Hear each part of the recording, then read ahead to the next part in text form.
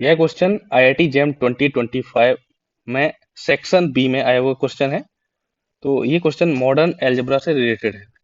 तो इस क्वेश्चन को सॉल्व करने के लिए हमें अगर एक स्टैंडर्ड रिजल्ट पता होगा तो हम इस क्वेश्चन को आसानी से सॉल्व कर सकते हैं। ठीक है, तो इसमें एक आपको सेट गिवन है u of n equal to क्या है x bar belongs to z and such that gcd of x n equal to 1 as a group under multiplication modulo n। तो un क्या है, एक ग्रुप है अंडर मल्टीप्लीकेशन मॉडुलो n। तो then which of the following is और are true है। तो आपसे पूछा गया है क्या u8 आपका साइक्लिक ग्रुप है या नहीं, क्या u5 आपका साइक्लिक ग्रुप है, क्या u12 एंड इसी तरीके से u9 के बाद। तो इसमें मैं आपको एक स्टैंडर्ड रिजल्ट बताऊंगा जिसकी हेल्प से आप क्या कर सकते हैं, ऑप्शंस डायरेक्ट चेक करके आंसर फाइंड कर सकते हैं।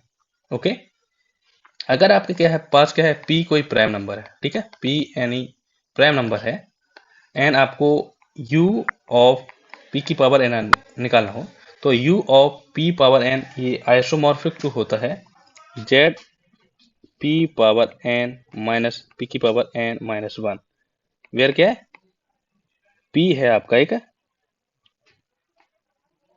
एक prime number, p prime number greater than और इक्वल टू 3।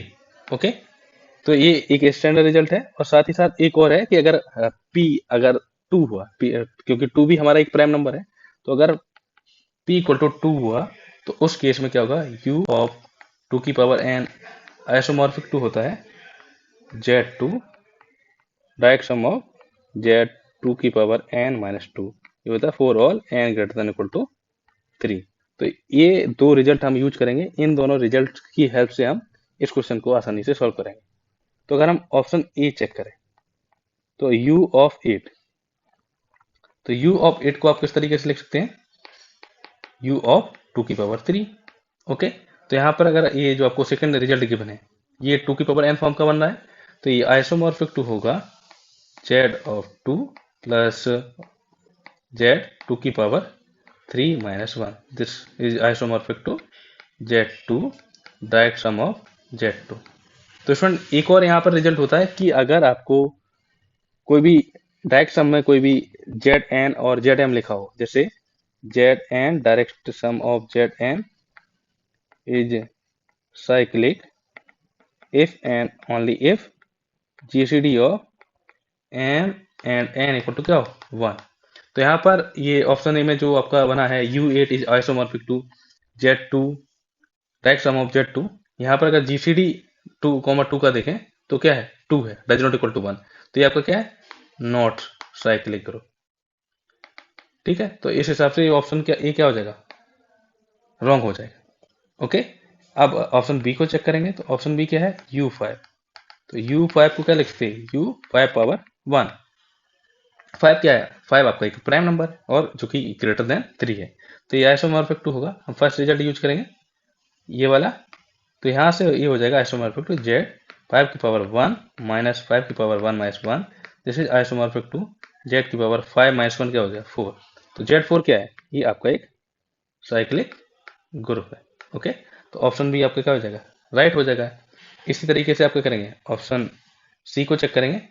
ऑप्शन सी क्या है u12, तो u12 को आप लिखेंगे u ऑफ 12 के फैक्टर करेंगे तो लिख सकते हैं 2 square into 3, this is isomorphic to u of 2 square into u of 3। तो u ऑफ 2 स्क्वायर के लिए क्या करेंगे u ऑफ 4। ओके, तो यहाँ पर अगर एक डायरेक्टली कॉन्सेप्ट यूज करेंगे तो यहाँ पर देखेंगे u ऑफ 3 ये किसके आइसोमॉर्फिक होगा z2 के, और u ऑफ 2 स्क्वायर ये किसके आइसोमॉर्फिक होगा, अगर आप 5 4 निकालेंगे तो क्या मिलेगा 2, तो आइसोमॉर्फिक 2 होगा z2 direct sum of z2। ये क्या होगा, ये आपका ऑप्शन ए बन गया है, तो ये क्या है नॉट साइक्लिक ग्रुप। ठीक है, तो ऑप्शन सी हमारा रॉन्ग हो जाएगा। अब बात करेंगे ऑप्शन डी पे, तो ऑप्शन डी क्या है आपका, ऑप्शन डी है u ऑफ 9, तो 9 को आप लिखते हैं 3 स्क्वायर, तो u of 3 square equal to क्या मिलेगा, ये प्राइम की पावर बन रहा है, तो second result first result use करेंगे तो हो जाएगा आइसोमॉर्फिक टू z 3 की पावर 2 माइनस 3 की पावर 2 माइनस 1, जैसे isomorphic to Z power Z of 9 minus 3 ये आइसोमॉर्फिक टू जेड 6 जो कि एक साइक्लिक ग्रुप होता है। तो इसलिए करेक्ट ऑप्शन हो जाएगा ऑप्शन डी। तो ये जो आपको क्वेश्चन नंबर 39 गिवन है जो कि मल्टीपल सिलेक्टिव क्वेश्चन में था सेक्शन बी में 2 नंबर्स का, तो हमने क्या किया इस क्वेश्चन को एक ये जो स्टैंडर्ड रिजल्ट है उसकी हेल्प से सॉल्व कर दिया। अगर आपको ये स्टैंडर्ड रिजल्ट याद होता है तो आप इस क्वेश्चन को आसानी से सॉल्व कर सकते थे। ओके, तो आई होप आपको ये सॉल्यूशन क्लियर हुआ। Okay, thank you.